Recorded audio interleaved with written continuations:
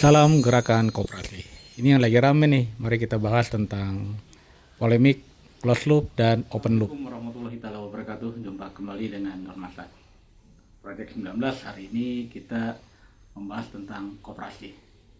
Rekan-rekan sekalian, sudah banyak yang menanyakan setelah verifikasi supplier Indonesia yang menyatakan bahwa hasil dari audit mereka supplier Indonesia, banyak koperasi yang tadinya berjalan dengan closed loop ini menjadi open loop. Timbul pertanyaan, kita bahas mengapa OJK menerapkan open loop pada koperasi KSP, koperasi simpan pinjam, koperasi simpan pinjam syariah, unit simpan pinjam, dan unit simpan pinjam syariah.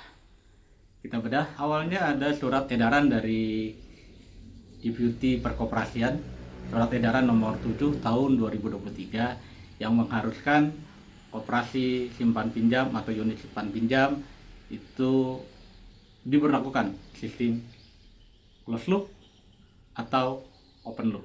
Dasarnya adalah OJK menerapkan open loop koperasi sesuai dengan Undang-Undang nomor 4 tahun 2023 tentang pengembangan dan penguatan sektor keuangan.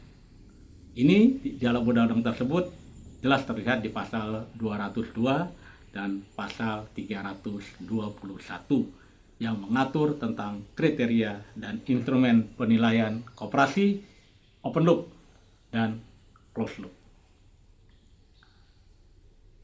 Kita lihat, koperasi open loop adalah sebuah sistem yang memungkinkan koperasi bekerja sama dengan pihak eksternal, pihak luar atau pihak ketiga dalam hal mengakses pendanaan, melakukan transaksi bisnis, sementara yang koperasi closed loop itu adalah koperasi yang hanya menghimpun dana dari anggota dan koperasi lainnya. OJK akan melakukan pengawasan terhadap koperasi open loop, termasuk koperasi simpan pinjam, untuk memastikan bahwa lembaga tersebut memenuhi persyaratan yang telah ditetapkan. Jadi, OJK berwenang melakukan peninjauan ke kantor koperasi untuk memastikan kesiapan operasionalnya. Apa sih? Bukan kerugian, maksudnya kendala. Kalau sebuah koperasi yang sudah berjalan begitu lama, tiba-tiba setelah diverifikasi oleh supplier Indonesia, ternyata dikelompokkan ke dalam open loop. Apa plus dan minusnya? Mari kita simak. Kalau boleh dibilang kerugian, utama dari koperasi open loop adalah tidak adanya umpan balik. Tidak adanya umpan balik. Jadi tidak reasonable kalau kita sudah dimasukkan di dalam koperasi yang tipenya open loop, karena sudah dilakukan sesuai dengan surat edaran surat edaran Deputi Perkoperasian nomor 7 tahun 2023, itu ada self declare yang diisi oleh rekan-rekan koperasi, dan ternyata setelah diverifikasi oleh supplier Indonesia, Anda digolongkan sebagai koperasi yang open loop. Tidak ada umpan balik ini mengakibatkan suatu kendala bagi sebuah koperasi untuk bagaimana sistem antara melakukan kegiatan-kegiatan terhadap anggotanya. Tentu hal ini menyebabkan keluaran yang tidak akurat. Jadi ada perbedaan yang tidak akurat dibanding dengan koperasi yang closed loop. Karena memang kalau yang closed loop, pelaporan cukup di internal koperasinya saja. Koperasi open loop adalah koperasi yang layanannya tidak terbatas, hanya pada anggota saja, melainkan terbuka untuk umum dan termasuk juga kepada non-anggota. Sementara yang koperasi closed loop adalah koperasi yang layanannya sangat terbatas pada anggota dan koperasi lainnya. Rekan-rekan sekalian, kita masih ingat tentang bagaimana polemik antara open loop dan closed loop. Kekhawatiran gerakan koperasi dalam hal ini adalah bagaimana menyajikan data yang akurat terhadap kinerja dalam 1 tahun ke belakang dilaporkan. Dan kalau yang open loop itu akan diaudit oleh OJK, sedangkan yang closed loop cukup internal di koperasinya saja. Apakah kita masih ada kesempatan untuk merubah kalau sudah digolongkan oleh supplier Indonesia bahwa koperasi Anda berada di dalam atau di range koperasi yang open loop? Mari kita simak.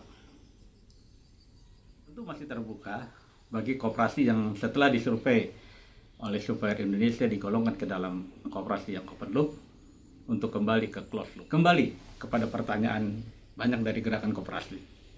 Bisakah koperasi yang sudah open loop dirubah menjadi closed loop? Jawabannya adalah bisa. Ada beberapa persyaratan yang harus dilakukan oleh gerakan koperasi. Yang pertama adalah koperasi diminta untuk memilih apakah akan melayani anggota closed loop atau masyarakat umum yang open loop. Itu nanti diklarifikasi. Yang kedua, koperasi yang closed loop merupakan koperasi yang simpan pinjam murni. Kita mengerti bahwa yang dimaksud dengan simpan pinjam murni adalah dari oleh anggota. Simpan pinjam murni adalah dari, oleh, dan untuk anggota. Yang ketiga, koperasi hanya dapat menghimpun dana dan menyalurkannya melalui kegiatan usaha simpan pinjam dari dan untuk anggota koperasi yang bersangkutan. Jadi saya tegaskan, dari dan untuk anggota koperasi yang bersangkutan. Maka kita akan mengklasifikasi koperasi menjadi open loop atau closed loop. Dapat dilakukan dengan menganalisis beberapa parameter. Di antaranya sumber dananya. Yang pertama, sumber dananya.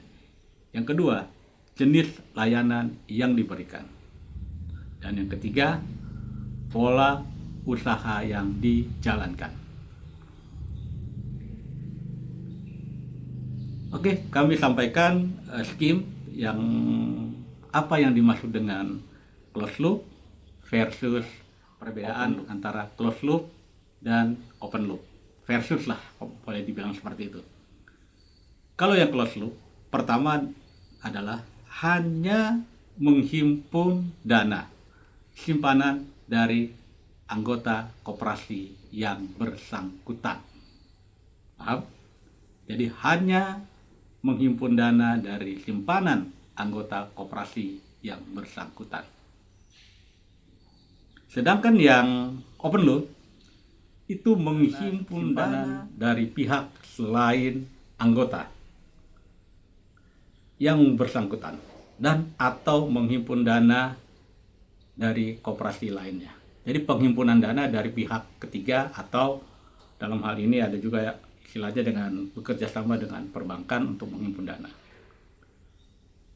Yang kedua, kalau yang closed loop hanya menyalurkan pinjaman dan atau pembiayaan kepada anggota koperasi yang bersangkutan. Jadi internal dari, oleh, dan untuk anggota. Sedangkan yang open loop menyalurkan pinjaman kepada selain anggota. Jadi selain anggota boleh pinjam tuh kalau yang open loop. Dan atau menyalurkan pinjaman ke koperasi yang lain. Jadi anggota koperasi yang lain maksudnya.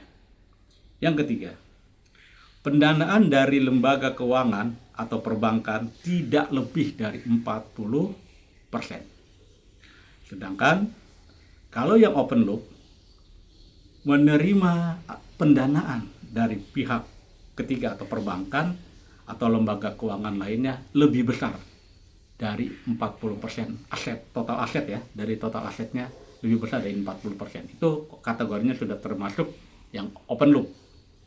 Yang keempat, melakukan kegiatan usaha sesuai dengan Kepmen nomor 8 tahun 2023 yang sudah kita bahas tadi. Open Loop itu melakukan layanan jasa keuangan di luar usaha simpan pinjam seperti usaha perbankan. Jadi di koperasi ada usaha perbankan, usaha asuransi, usaha dana pensiun, pasar modal, dan usaha lembaga pembiayaan. Dan terakhir, closed loop tidak melakukan kegiatan-kegiatan yang dimaksud tadi di open loop. Jadi hanya melakukan kegiatan-kegiatan internal. Kembali ke filosofi koperasi dari, oleh, untuk anggota. Sekian dari kami Dekopinda Kota Cilegon. Semoga penjelasan ini bermanfaat untuk kita dan tentunya rekan-rekan gerakan koperasi bisa mensikapi perbedaan antara closed loop dan open loop. Terima kasih atas perhatiannya. Sampai jumpa di vlog selanjutnya. Assalamualaikum warahmatullahi wabarakatuh. Salam gerakan koperasi Indonesia maju. Untuk subscribe, like, share, dan komennya. Terima kasih.